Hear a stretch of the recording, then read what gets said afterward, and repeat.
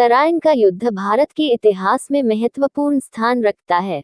ये युद्ध दो मुख्य लड़ाइयों के रूप में जाना जाता है। प्रथम तराइन का युद्ध 1191 और द्वितीय तराइन का युद्ध 1192 जो पृथ्वीराज चौहान और मोहम्मद गौरी के बीच हुआ। पहला तराइन का युद्ध 1191 में हरियाणा के तराइन नामक स्थान पर लड़ा गया। पृथ्वीराज चौहान, जो दिल्ली और अजमेर के राजा थे, ने इस युद्ध में मोहम्मद गौरी की सेना को हराया था।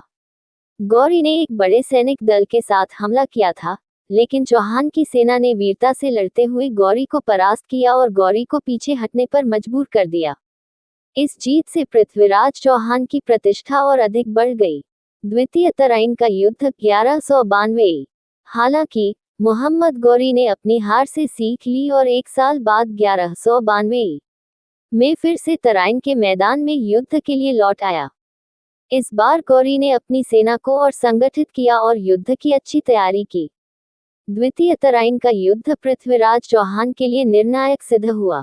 इस बार मोहम्मद गौरी ने अपनी रणनीति में बदलाव किया और रात के समय हमला कर दिया, जिससे चौहान की सेना घिर गई और उन्हें हार का सामना करना पड़ा। पृथ्वीराज चौहान को युद्ध में बंदी बना लिया गया और इस हार के बाद उत्तर भारत में इस्लामी शासन का विस्तार होने लगा।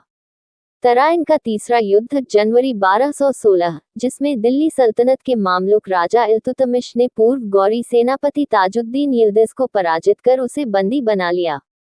परिणाम: तराइन का द्वितीय युद्ध भारत के इतिहास में एक महत्वपूर्ण मोड़ साबित हुआ। इस युद्ध में पृथ्वीराज चौहान की हार के बाद भारत में तुर्की आक्रमणकारियों के लिए दरवाजे खुल गए, जिससे दिल्ली सल्तनत की स्थापना की नींव रखी गई। ये युद्ध भारतीय उपमहाद्वीप के सामाजिक, राजनीतिक और सांस्कृतिक परिदृश्य को बदलने में महत्वपूर्ण भूमिका निभाता है। अगर वीडियो अच्छा लगा तो लाइक और सब्सक्राइब करना ना भूलें।